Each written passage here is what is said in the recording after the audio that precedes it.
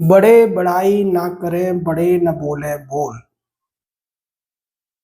रहमन हीरा कब कहे मेरो लाख टका को मोल। नमस्कार, मैं जनता श्रीम गौतम और ऐसा है मैं इसलिए कह रहा हूं कि हमारे देश की जुडिशरी में कुछ अच्छे जज हैं। हाई कोर्ट्स में ज्यादातर ऐसे जज होते हैं। वो सीनियर भी हो जाते हैं, उसके बावजूद उन लोगों को सुप्रीम कोर्ट प्रमोट करने में ये जो कॉलेजियम सिस्टम है, बहुत ज्यादा आनाकानी करता है। 3-4 महीने पहले इलाहाबाद हाई कोर्ट के एक मुद्दा उठा था। उससे पहले बॉम्बे हाई कोर्ट के चीफ जस्टिस थे आलोक अराधे और उन्होंने एक बहुत बड़ा फैसला दिया था। उन्होंने साफ तौर पर सुप्रीम कोर्ट को आईना दिखाने की कोशिश की थी और ये कहा था कि न्यायपालिका को एग्जीक्यूटिव के मामलों में दखल नहीं देनी चाहिए, क्योंकि संविधान इसी बात को इंगित करता है। हमने तब भी ये बात उठाई थी कि आलोक अराधे साहब सीनियरिटी लिस्ट में बहुत आगे हैं, उसके बावजूद उनको उनके इतने सालों से अगर सुप्रीम कोर्ट नहीं लाया गया है तो उसके पीछे उनकी न्यायप्रियता ही है। अब आलोक अराधे साहब सुप्रीम कोर्ट पहुंच चुके हैं और उन्होंने सुप्रीम कोर्ट में भी एक बहुत बढ़िया निर्णय दिया है। ये निर्णय है जो झूठी गवाही के लिए लोग धमकाने का काम करते हैं, उसके खिलाफ उन्होंने और जो दूसरे जज थे जस्टिस संजय कुमार की पीठ ने एक बड़ा फैसला दिया है। ये फैसला केरल हाईकोर्ट और कर्नाटक हाईकोर्ट के फैसले को पलटने वाला है। दरअसल आईपीसी के सेक्शन 195 ए में जो गवाहों को धमकाने का काम करते हैं उनके खिलाफ एफआईआर और कार्रवाई करने का पुलिस को निर्देश दिया गया है, लेकिन उसको लेकर एक भ्रम की स्थिति हाईकोर्ट्स के द्वारा बना दी गई और कर्नाटक हाईकोर्ट ने ऐसे एक मामले में जब कार्रवाई कर दी गई तो उसके खिलाफ फैसला दे दिया और ये कहा कि ये कार्रवाई तब तक नहीं हो सकती कि जब तक इस मामले में कोई न्यायालय आदेश न दे। यहां पर मामला था कांग्रेसी नेता द्वारा एक व्यक्ति को झूठी गवाही के लिए धमकाने का। दूसरी तरफ केरल का एक मामला था, वहां पर कार्रवाई करने के लिए पुलिस कोशिश कर रही थी लेकिन कोर्ट उसकी परमिशन नहीं दे रहा था। तो इन दोनों ही मामलों में सुप्रीम कोर्ट ने यह कहा कि यहाँ केरल हाई कोर्ट और जो कर्नाटक हाई कोर्ट है, इन दोनों का ही जो आकलन है वो गलत है। जो भी गवाह होता है उसके अगर कोई धमकाने की कोशिश करता है, उसे झूठी गवाही के लिए मजबूर करता है, चाहे लालच देकर या उसकी जान का खतरा बनाकर, तो ये गलत है और ये संज्ञेय अपराध है जिस पर पुलिस को एफआईआर दर्ज करनी चाहिए, कार्रवाई करनी चाहिए और इसके लिए किसी भी अदालत से परमिशन लेने की जरूरत नहीं है। सुप्रीम कोर्ट ने साफ कर दिया कि 195 ए जो कहता है वो 193, 194 और 196 के साथ ही उसको देखा जाना चाहिए, इसको अलग से पढ़े जाने की जरूरत नहीं है। ये जो निर्णय है ये उन लोगों के लिए बहुत अच्छा है जो किसी घटना के प्रत्यक्षदर्शी रहे होते हैं और किसी कारणवश वो अदालत में भी गवाही देने के लिए राजी हो जाते हैं। लेकिन जब अपराधी ज्यादा मजबूत होता है तो अपराधी ऐसे गवाहों को डरा धमका कर गवाही से पलटने यानी कि झूठी गवाही देने के लिए मजबूर करता हुआ नजर आता है। या कई लोग अपने बचाव के लिए भी लोगों को डरा धमका कर झूठी गवाही देने के लिए मजबूर कर देते हैं। अगर ऐसा किसी के साथ हो रहा है तो अब वो सीधे पुलिस के सामने जाकर एफआईआर कर सकता है और पुलिस भी इस मामले में बिना अदालत का इंतजार किए उस अपराधी के खिलाफ कार्रवाई कर सकती है, जो सीधे तौर पर एक न्यायपूर्ण मामला ही है। क्योंकि हमारे देश में जितने भी अपराधी दबंग टाइप के होते हैं, रसूखदार होते हैं, ताकतवर होते हैं, उनके खिलाफ एक तो वैसे ही गवाह खड़े नहीं हो पाते और अगर कोई व्यक्ति खड़ा हो जाता है तो वो लोग उसको धमका कर डरा कर अपने पक्ष में गवाही दिलवाने का काम कर लेते थे। अगर वो व्यक्ति इससे सहमत नहीं भी होता था तो फिर उसमें इतनी हिम्मत नहीं होती थी कि वो अदालत में जाए और ये साबित करे कि उसे धमकाया गया है और फिर अदालत उसके जो अपराधी है उसके खिलाफ एफआईआर का आदेश करे।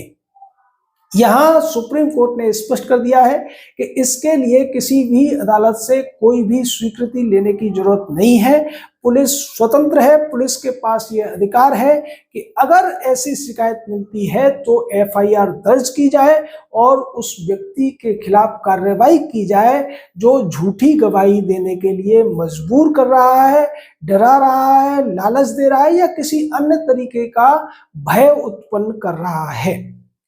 ये साफ तौर पर एक अच्छा निर्णय है और अच्छे जज ही इस तरीके के निर्णय ले सकते हैं, क्योंकि इस निर्णय से जो रसूखदार लोग हैं उनके लिए तो नुकसान हो गया है। ज्यादातर जो बड़े अपराधी होते हैं, भ्रष्टाचारी होते हैं, बेईमान लोग होते हैं, वो अपने जो वहां गवाह होते हैं, चूंकि वो उन्हीं के माता या उनसे कमजोर लोग होते हैं, तो उनको एक दो बार में, अगर वो निचली अदालत में गवाही दे रहे हैं तो फिर हाई कोर्ट में जब वो अदालत में अगर गवाही देने आते हैं तो वो अपनी बातों से मजबूर होकर पलट जाते हैं और गवाहों के हॉस्टाइल होने की वजह से ये लोग बच जाते हैं।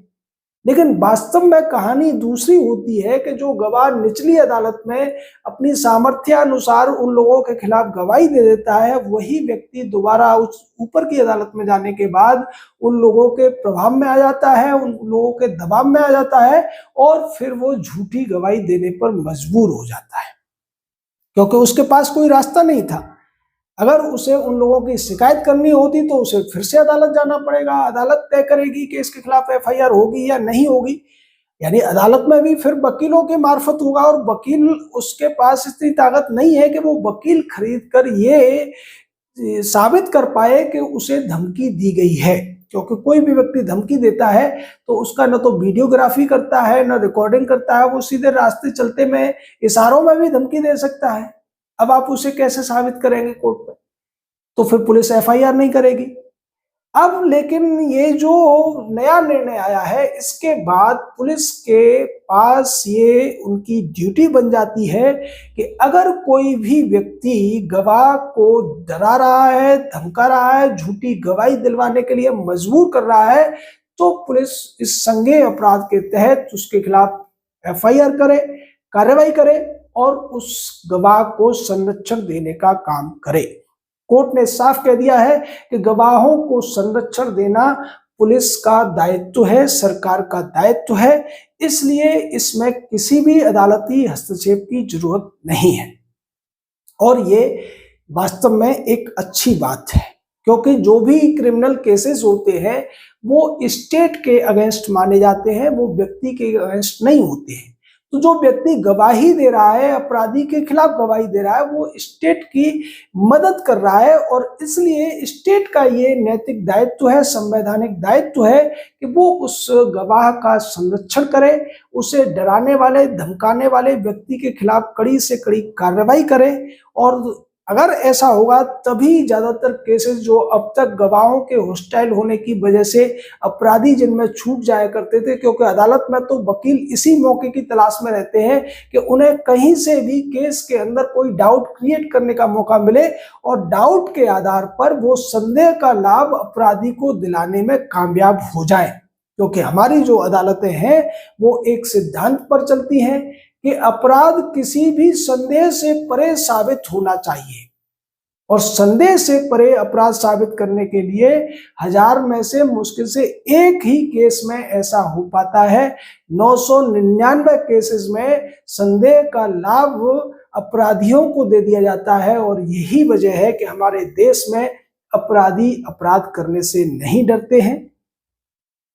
अगर उनके पास पैसा है, रुतबा है, वो दबंग है, तो वो खुलेआम अपराध करते हैं, जघन्य से जघन्य अपराध करते हैं और बाद में बच भी जाते हैं। उत्तर प्रदेश सरकार जैसी कुछ सरकारें हैं जहां अपराधियों को डर लगता है,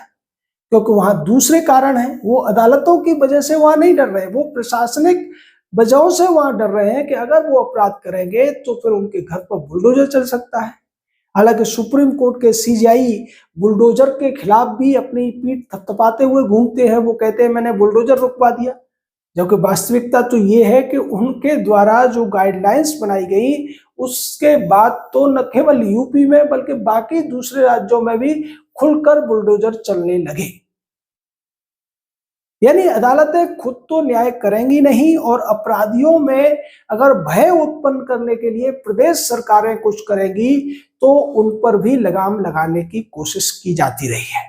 लेकिन जस्टिस आलोक अराधे और जस्टिस संजय कुमार की पीठ ने जो फैसला दिया है वो वास्तव में न्यायोचित है और ऐसे ही फैसलों की उम्मीद जनता सुप्रीम कोर्ट या हाई कोर्ट से करती है। अब जनता जाग रही है और हो सकता है कि जनता के अंदर न्याय के प्रति जो जागरूकता बढ़ी है उसी का यह नतीजा हो कि हाई कोर्ट के जज भी हिम्मत दिखा रहे हैं और सुप्रीम कोर्ट के जज भी कॉलेजियम के इकोसिस्टम से बाहर जाकर निर्णय देते हुए नजर आ रहे हैं।